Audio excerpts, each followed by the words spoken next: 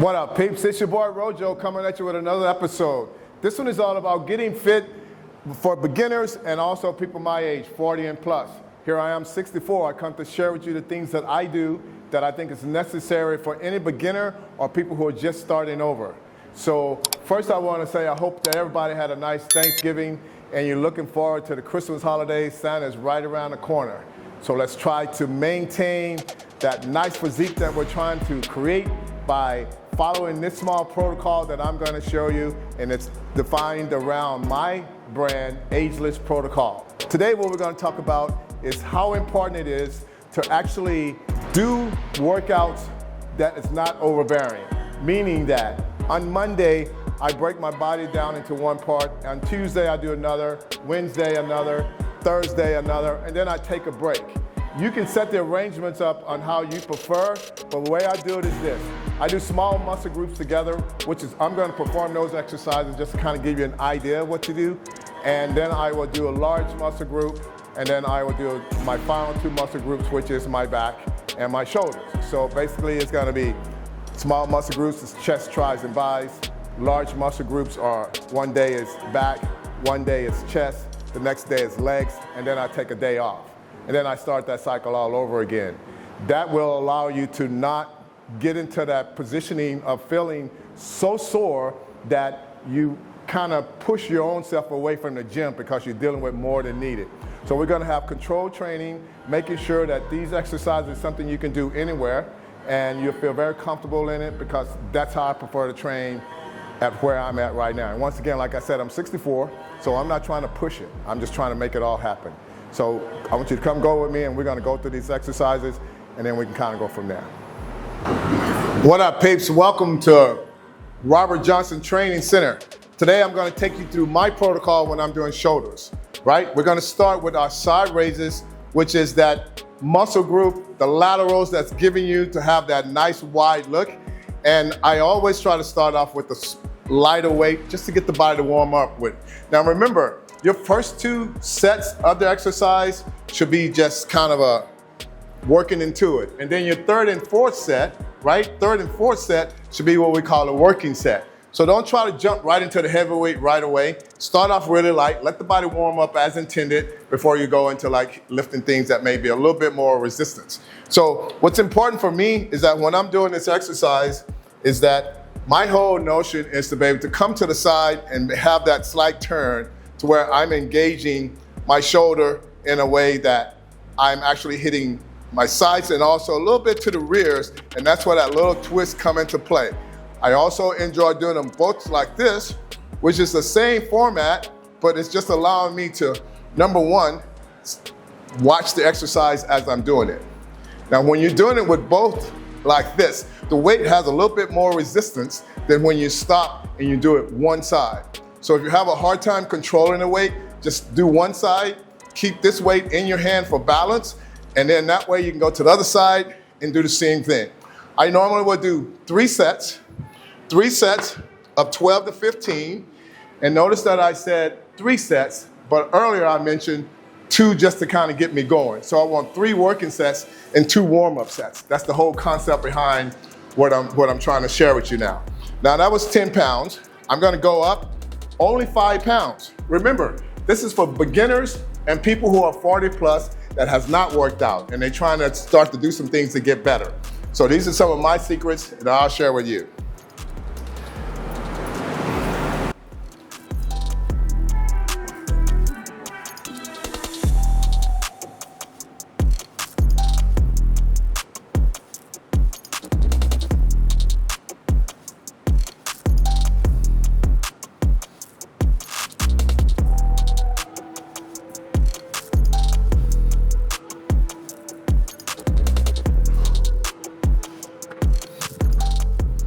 Just like that. Now, something about side laterals being our weakest of our shoulder muscle group is fact, because you think about it, we're always doing this. This is our normal movement. Every day, lifting stuff above our head. So of course, that's gonna be our strong point. We never go like this, unless you're a cop. Other than that, you're gonna turn and you're gonna go like this. still using your front delts. So this movement is considered an abnormal movement, but when you get nice caps on your shoulders, now you look much wider, your body feels a lot more fuller, and then that's why it's important to really hit those side delts. Some people will do side delts and they'll do 2 different exercises, which will be normal for me if I was still competing. But now I'm trying to share with you on a non-competitive side that I don't need to do all the extra, but yet I still want to look decent. You know what I mean? Make things look like they're in proportion. So 15s was a little heavy, got to 15 though, right? So now I'm gonna jump up to 20s, and I'm gonna go here. Same movement.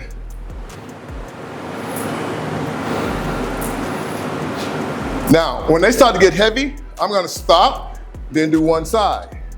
Notice how my range of motion is a lot better doing one side. Why is that happening? Why am I able to do that this way and not focus on doing them both?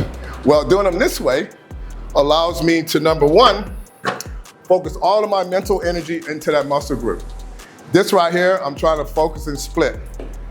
You're only as strong as you look, right? So I am not a very strong so-called bodybuilder, but I am really good on my form, and that's more important. So you don't need a lot of weight to build good muscle.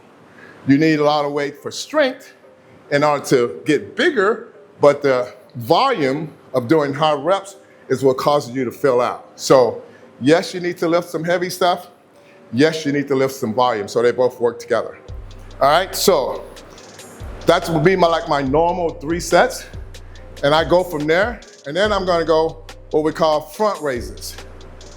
Now with these front raises, once again, going back during the bodybuilding phase, you'll find 2 or 3 different exercises on all shoulder groups.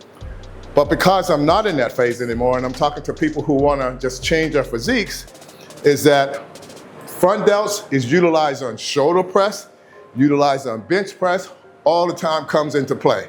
So I'm gonna do 1 exercise, but I'm only gonna do 2 sets instead of the normal 3 sets we talked about. Now that I'm warm, I don't have to worry about jumping into my working set because I'm gonna be right there from the point, right? So I'm gonna go to 25s, and I'm gonna alternate.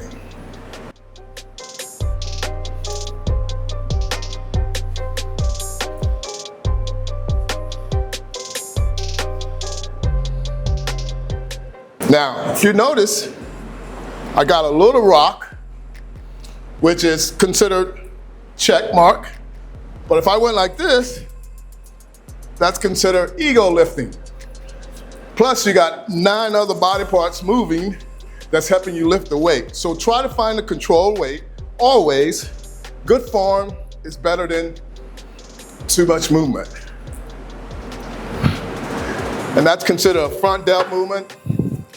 Front delts are your strongest of the muscle groups because we use them every day, right? Once again, that's a 3-set movement. All body parts on the shoulders, biceps and triceps. I usually go 3 sets, 12 to 15.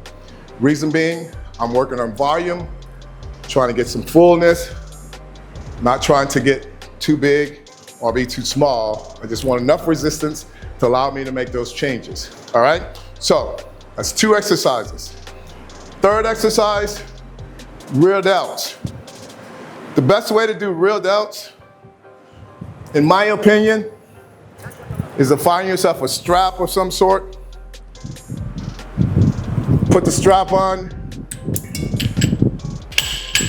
and get a weight that you can control that's not causing you to do, once again, too much body movement. Being that I'm just in the process of demonstrating to you guys, I'm just gonna go with 10 pounds. 10 pounds each side is 20 pounds.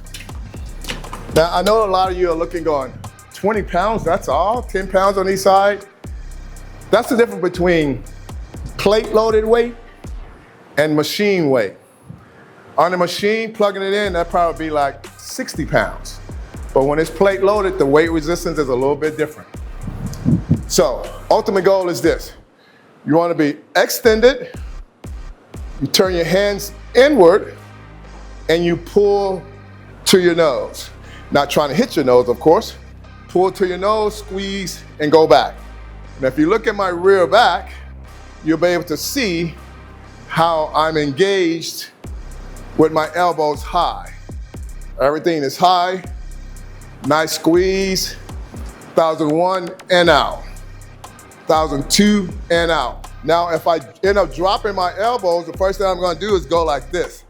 Now I'm pulling incorrectly and my elbows are going down, so I'm not really engaging. I'm engaging my rhomboids in the middle part of my back. But up high, elbows inward, I'm pulling just like that. And you can increase the weight as needed, but I'm just trying to give you an idea of what I do. And once again, working sets is important, that you're not just doing a weight that will allow you to cruise through the workout. If you finish a set and you have very little time needed for a recovery, then you know you're not pushing yourself hard enough. So just because you're beginning and just because you're older and you're starting and you're beginning, don't feel as though you can't push yourself to a newer limit, right? If you have a problem doing that, come see me here at Robert Johnson Training Center and we'll figure something out. But the bottom line is that I'm gonna teach you the proper way and we're gonna take out the ego side of it and just lift to make changes. I'm a transformation coach, so that's why I don't do all that heavy stuff. I want you guys to walk out and wanna come back. So that's what I do here. So once again, that's a rear down movement, right? 3 sets, 12 to 15. So we've done sides, right? We've done fronts, we've done rears, and now what we're gonna do is shrugs. And shrugs is just for your traps. Everybody want nice traps because they look so good in your t-shirts, right? So what I try to do is make sure that when I'm doing trap movement, basically what I'm doing, guys, is saying, I don't know. It's a, I don't know, I don't know, I don't know. Now, that's 3 positionings to do it. You can do it from the side, this way. You can do it from front, this way. And you can do it to the rear, that way. Pulling, pulling.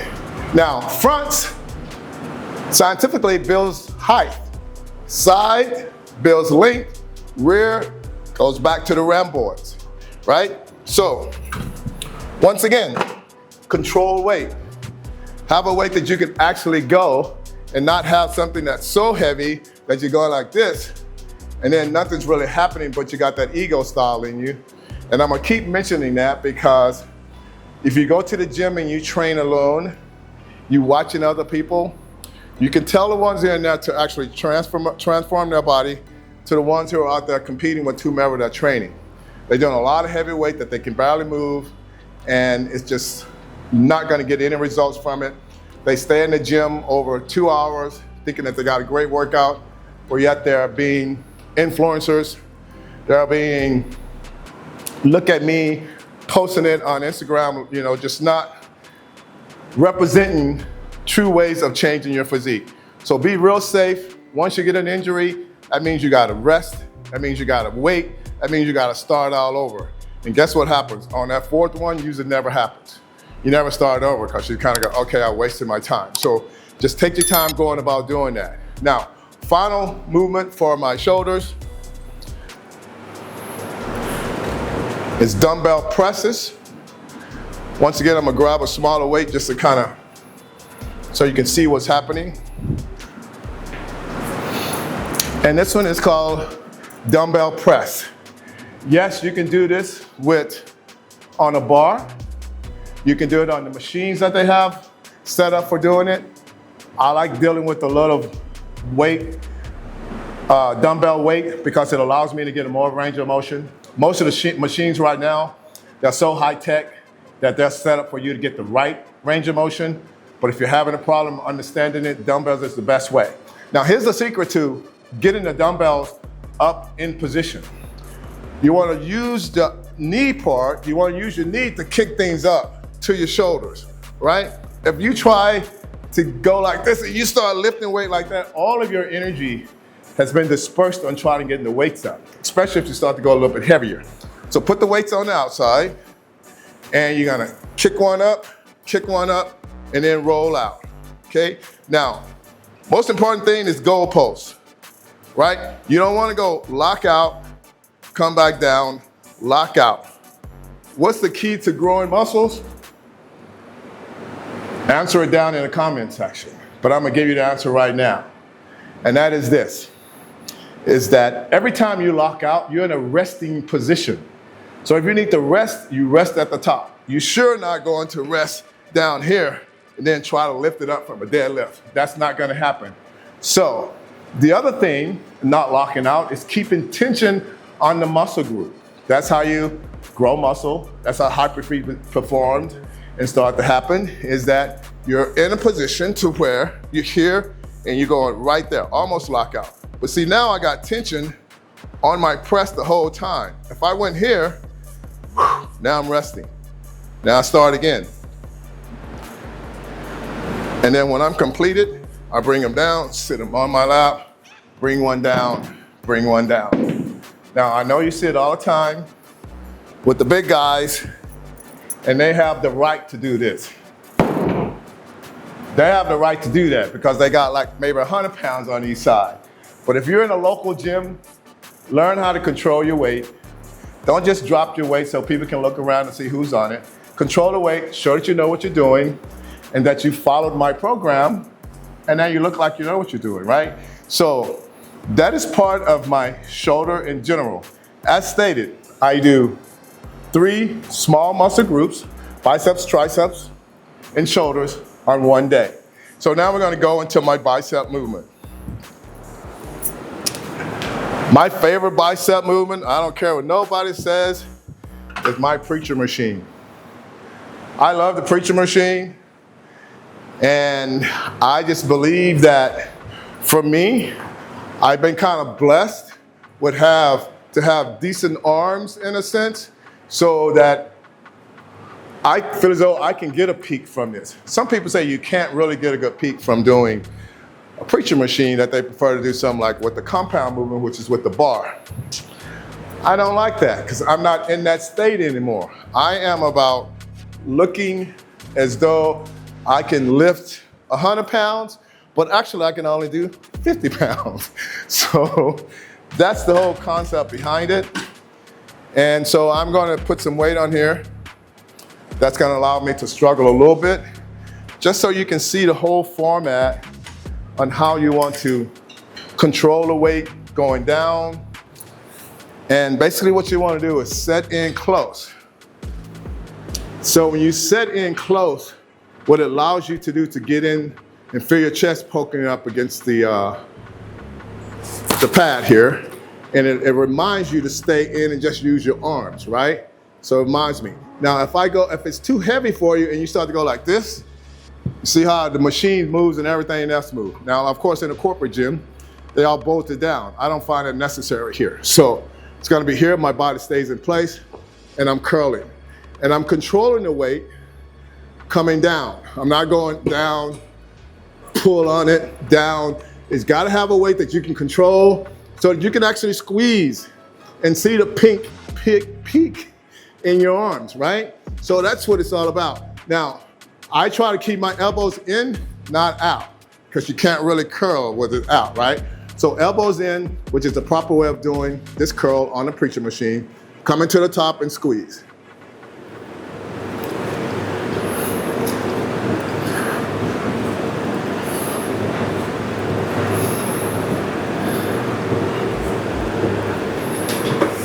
And that's part of the preacher machine. It's a great place to start. It allows you to understand isolation. It allows you to truly pull just with your arms, not pulling back. Because once we go to the dumbbells, it's where we're headed next. People start to rock, they start doing all the extra things, which is okay with the compound movement because you're standing. Isolation, meaning that only thing that's moving is the bicep pulling the arm up, okay? So now we're gonna go over to dumbbells.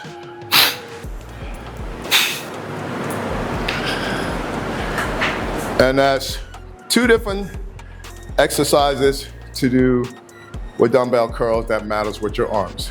Okay, I felt like over there we was working the peak, right? That's why we was working the peak. Over here, we're gonna do hammer curls. That's gonna give you your brachial along with your forearm movement. So, and that's where hammer curls come into place. Then we're gonna do a set this way, which is gonna allow me to work on my upper forearm muscle group, which lies right here. So, we're gonna go brachial first. That's 1.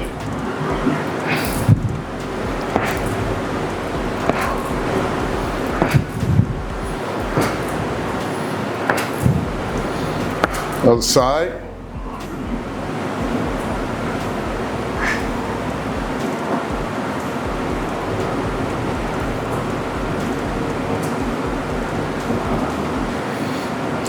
Now, the good thing about doing this exercise, you automatically knows when you're cheating.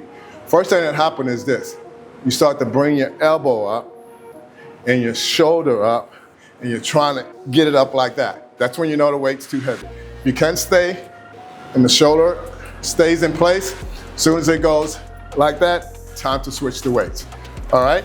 So that's a good exercise when you're trying to build your brachial along with the lower forearm side, outside of your forearm. Now, the other way, another hammer curl, is this way, right? So now doing this motion, as you can see, even though my biceps are engaged, but I'm engaged right here too. So all of that is happening. If I turn, now I'm more inside. So I'm gonna go here, because I want to get nice forearms, and that's how you do that. I always have 2 dumbbells. A lot of people want to go like I just did, this way. But as soon as you go like this, you start to rock because you don't have anything to balance you out. This allows you to stay steady. Now you can pull.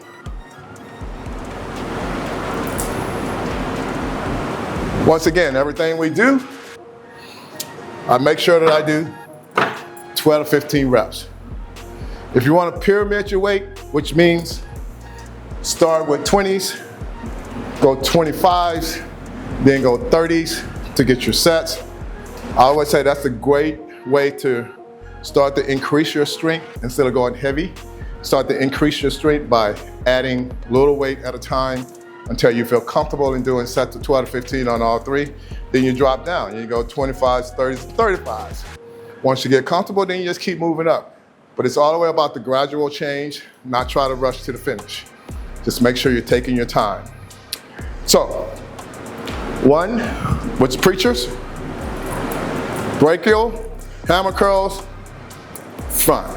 There's a lot of open, but we just did that there with the preachers. So now we're just gonna go these 2 motions so we can get a full arm. One thing about doing the brachial movement, it gives you that round look. Everything else is here. This is here. And that's what we're doing to try to make you better. Remember, once again, I'm gonna continue to repeat this. If there's pros watching this, thank you. Beginners and 40 plus, these are the things you should be doing. It just keeps you from training too much, getting fatigued, calling it quits, and next thing you know, you don't want to do it anymore. So, next thing we're gonna do is triceps. Triceps is a muscle that has 3, right? So, people always think your biceps is the biggest part of your arm. Actually, your triceps is. Why? Because it's 3 muscle groups, and it's what gives you that thickness in the rear. There's different ways to do that. I'm gonna take the rope off. I'm gonna put a straight bar on. I'm gonna add a little bit more weight just to kind of, so you can see some definition that's happening in my arm so you know what I'm talking about.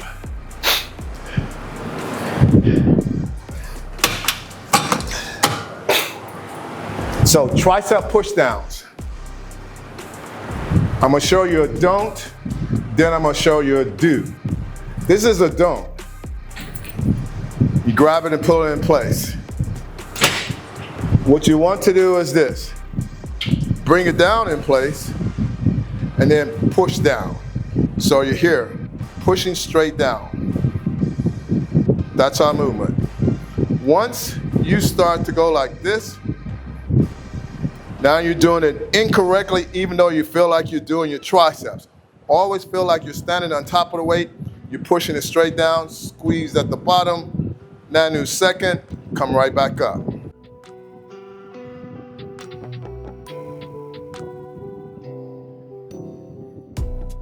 Just like that, okay? Now, 3 sets, once again, increase the weight as needed, but try to get 12 to 15 reps. If for any reason you don't get 12 to 15 reps on your second set, stay with that weight instead of going up because you're gonna get less. All right, so just stay with the weight that you finished on your second. Next one it's gonna do is a reverse. Reverse is gonna work more of the interior side of the muscle group, long head as they call it. So we're here, pushing down, pushing down. Now, this one feels a little awkward because we're not used to bending our arms like that for as pressing. So there's no way you can actually lock your arms as you would do when I was over the top like that. That's out of the question with this one, which is under grip. So don't mistaken it thinking that you're not doing it correctly because of that.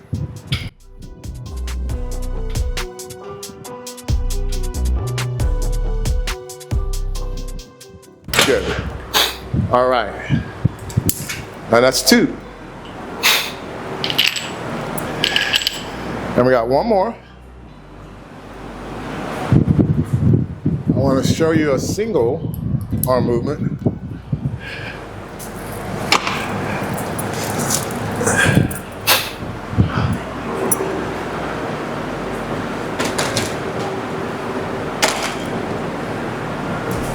All right, so this one right here, so you're gonna stand like this. Arm's gonna be here. You're gonna feel it happening way up there, right? And it's because I'm sideways and I'm using one side to push down and squeeze, right? Push down and squeeze. Push down and squeeze. Now remember when we just did it with the bar, this way we couldn't extend all the way. So now this side is allowing you to now get that full stretch to go all the way to the top.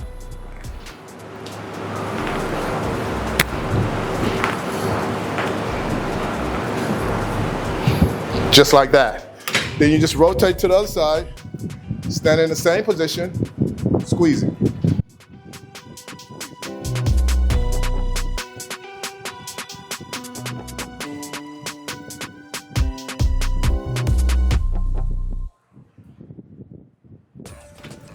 Just like that. So this whole workout normally will take you about 45 minutes. So we can never say we don't have time because you got 45 minutes. How does the 45 minutes work? In between each set with small muscle groups, you got a 30 to 45 second rest period. That is because your body needs to recover. Now a lot of people will do a set and they go, okay, I'm ready to go again, like 10 seconds later. Then they start and then they fatigue out before they finish the set. So allow your body to recover, number one. Always have some type of water in your presence when you're training. What I normally call it is toasting to the equipment or to the exercise. So after every exercise, I drink some water. The last thing you want to do is overheat. It's kind of like having a really nice car. You don't put any water in the radiator, you go and run the shit out of it, and it runs bad on you, right? Same thing happens with our body. Keep the fluid in your system, keep that engine running until you finish the workout. Now, the 30 to 45 second rest period, added to the time that you're changing weights and all that stuff. If you're in a private gym like this, I'll get you out of here 45 to 50 minutes. Corporate gyms may take a little bit longer for if you're waiting on equipment. And of course, you know, you got people standing around doing what they do, but at least everybody's in there trying to do something. So I recommend that you once again break the body down into small groups, especially in the beginning phase, so you can start to recover from the soreness instead of trying to do too much on a daily basis and then you just break down. The next thing I want to bring to you guys' attention is food. Your food intake is just as important as your training. Just remember that when you're training, you're not building muscle. You're breaking it down. When you go home and you eat, you do all the necessary things. Now your body is rebuilding to make muscle. So You need those amino acids through the protein. You need those carbohydrates for the engine source. You need the fats just to keep the body oiled and using it as intended. So we're just going to continue to simplify things, because I always believe that something that's simplified creates good behavior, and that way you can get in and get motivated and see the quick changes. Feel free to reach out to me, leave a message. Once again, don't forget to subscribe, share it with someone who may need this ideas, or even someone who just want to reach out to me and discuss some things. I'm here for you. The bottom line is that I've been blessed to be able to do this for so long, and now I want to share it with people that are trying to get there, but you got so many influencers and all these people saying, do this, do that, do this, do that, and you're gonna make a change in 4 days. That ain't gonna ever happen. You gotta be consistent. Consistency is the key. One thing about consistency is being consistent. So make sure that those things is something that you want to do, you're willing to put in the sacrifice, and you're willing to do the right things so you can make that change. Because you and I both know this, is that once you start to see something good happening, I don't care what it may be, you want to do it all the time. So this is where it happens. I call this place the winner's circle. Beginners become winners. Reach out to me, subscribe, come check out our next episode. Peace. Thanks for watching, everyone. Don't forget to subscribe. You gotta subscribe, you gotta comment, you gotta share, because that's what's gonna keep me having an opportunity to bring in new people, and also give me an opportunity to climb that ladder to where everything that's coming to you is gonna be beneficial, and you get a chance to actually make some changes from just the normal training and not looking at the explosives of the pros and all of those different exercises that they do. So don't forget, subscribe, like and share, and I wish you guys a Merry Christmas, and I hope things are gonna turn out in the beginning of the year. You're doing what you gotta do to stay in shape. Peace.